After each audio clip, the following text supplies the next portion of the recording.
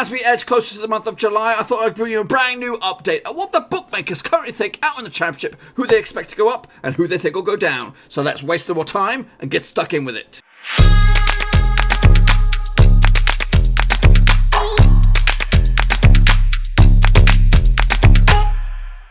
That's right, folks, back once again with another What Are The Odds update. And that's right, we're going to take a look at the championship in just 1 second. If you're new to the channel, smash your subscribe button to keep you bang up to date with all things Blackburn Rovers related, championship related, world football related. We're going to all here under one roof. So let's get cracking as we hop over just there to make room for this bad boys. First and foremost, we're going to take a look at what the bookmakers thought in May. And here it is, hopefully. There we go. So as you could see, down the bottom there, Wigan, Fulham were red-hot favourites for the drop. QPR Reading not too far behind as well, both 50-1. Then a big, huge orange clump in the middle there. Charlton, Barnsley, 40-1. Blackburn Rovers were right on their own, 33-1, with a cluster of 2, 4, 6 teams, ranging from 20 to 25-1. Basically long shots for, safe as houses, mid-table. But anyway, I think we had Swansea, Bristol, Birmingham, Preston North End, Hull City, Luton Town as well in there as well. Into the yellows, we had Stoke City, Huddersfield, Brentford, Middlesbrough, Derby County, Nottingham Forest and Sheffield Wednesday, and their odds lengthened fluctuate from 12 to 16-1. And then we had the Power 4. We had Cardiff out on their own 10-1, and then we had Leeds, Fulham and West Brom all 8-1. So that was the odds at the end of the May, basically 1 month ago, and we're back now in the end of the month of May, end of the month of June, and we're going to take a look at those odds once again. So first and foremost, let's take a look at what the bookmakers think will happen at the bottom. And to be honest with you, it's pretty much as it was. Both Millwall's odds and Wigan's odds are still 66-1. But we have a newcomer. We have Charlton. Despite their on and off negotiations with Lee Bowyer, I think he remains. But Charlton, I think maybe the instability at the club has rocked them a little bit, and they've gone from 40 to 66-1. QPR also in there. Their odds have not budged, but they basically go up a spot. And that would be out of the drop zone, folks. If that was the way it was, Wigan, Charlton and Millwall would go down. As it stands, QPR would survive. Into the orange section we go. First and foremost, as you can see, Rovers also up one spot, but their odds have not budged at 33-1. Barnsley, Reading are 50-1, so Reading, they remain as they were. Barnsley's odds have lengthened. Hull City, on the flip side, have worsened. Take a bit of a knock, obviously. A lot has gone on since the last update. We've had a few managerial changes, including over at Hull. Atkins gone. In comes McCann. It looks like they've favoured Hull. They favoured Atkins at the time, but now with McCann in charge, it looks like it's a backwards few steps in the first season in the championship. Because the championship is a scrappy old division, and that's for me is what is making this season very interesting. We've seen a lot of young managers come in. Obviously, Frank Lampard at Derby. Obviously, he's going to go, but he did a tremendous job in his first season. But we have a young Scotty Parker at Fulham. We have young Jonathan Woodgate at Middlesbrough. We've got young Grant McCann at Hull City. We've got a lot of young, the Cooper fella at Swansea. A lot of young boys in charge of clubs in this scrappy old division where it's winner takes all. It's very scrappy out here. But will Hull be licking their wounds a little bit this time out under new managerialship? I tipped them last season to have a struggle under Atkins, and they did tremendously well. They flirted with playoffs for a bit, ending up in mid-table. It could be a bit of the same, but anyway, we'll have to wait and see. Birmingham City on the flip side, they have also had a bit of a topsy-turvy time as well, losing Monk. Again, their odds have lengthened dramatically as well, 20-1 to now 33-1, so a bit of a lengthen on that. Currently, Pep Cotet is the man going to be calling the shots out of St Andrews. Not the greatest record as well. I think he was a manager of Oxford at times. We'll have to wait and see. But a lot of these clubs have off-the-field matters or behind-the-scenes matters, similar to Rovers' style in the past. I think it's kind of sorted themselves out a little bit. But Birmingham got some troubles to deal with. Bristol City have not budged at all, 25-1. Luton, on the flip side, have moved up a few places purely because of what else is going on around the grounds, elsewhere. 25-1 they remain.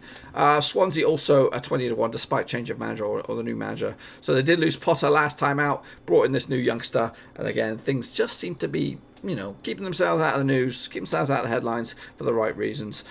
Into the yellow cluster we go, and it's again the same old faces, just rejigged the pack a little bit. Nottingham Forest and Sheffield Wednesday last month they were 16-1, they are now 20-1. Huddersfield on the flip side, their odds have lengthened. They've been focusing on bringing in some young British talent as well to kind of change the flux a little bit. It'll be interesting to see where Aaron Moy goes. He's a player I've always thought was an amazing. I saw him live at the John Smiths when Rovers took him on a couple of seasons back. Phenomenal player. He deserves to be in the Premier League. We'll have to see what happens with him. If they can keep a hold of him, then I think they could do. They'll be up in the mix of things once again. So their odds have lengthened. Derby on the flip side, their odds have remained the same despite the drama going on with Frank Lampard. I think with him out, without Frank Lampard, they're going to go back a few steps. I think they'll be ended up towards the orange section, maybe 20-1, something like that. Brentford, their odds have also smudged back a bit as well. A lot of good talent on the books there. If they can keep a hold of them, they're going to be in the mix. If not, they're going to be scrapping it out in the mid-table, just like Rovers, who are anticipated to be scrapping it out. Towards the top end of that cluster, Middlesbrough, again, new manager for them. Woodgate comes in. Their odds have shortened. Now, they had Tony Pulis last time out in charge. It looks like their bookies favour that move for Woodgate. And those odds have shortened because of it. So possibly some more attractive football for Middlesbrough in the future. Also, Stoke City very, very busy on the transfer market, bringing in a lot of talent, a lot of British talent as well. So and possibly a lot of relatively cheap talent as well, but it's good. It's good talent. You got Davies between the sticks. You got Liam Lindsay at the back.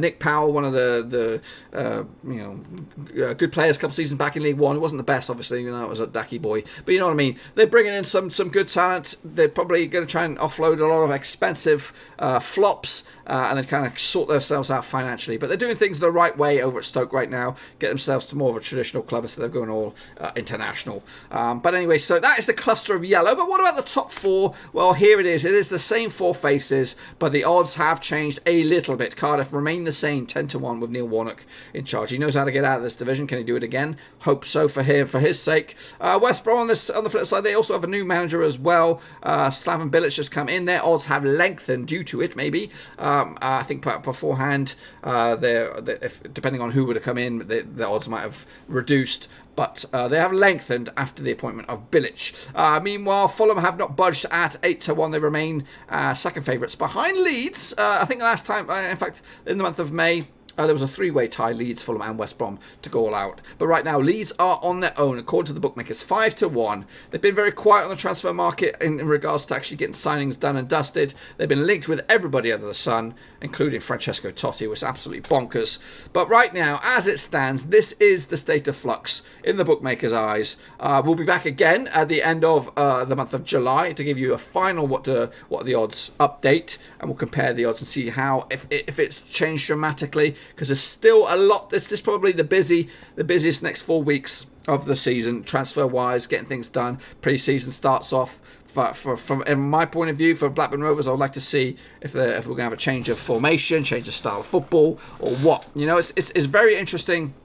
Next few weeks to see what goes on, and I expect we still have the Derby situation to pan out. Are Birmingham City going to get an actual manager in, or are they going to rely on this caretaker? Will there be a domino effect if Lampard does go? Will they take another manager from another club? So yeah, there's lots to pan out. A lot of big name players still in the books. Hull still have Jared Bowen. Birmingham still have Che Adams. Blackburn Rovers still have Bradley Dack. There's a lot of big names, and if they were to move, it could cause a bit of a Jenga effect, and things might stumble down a bit.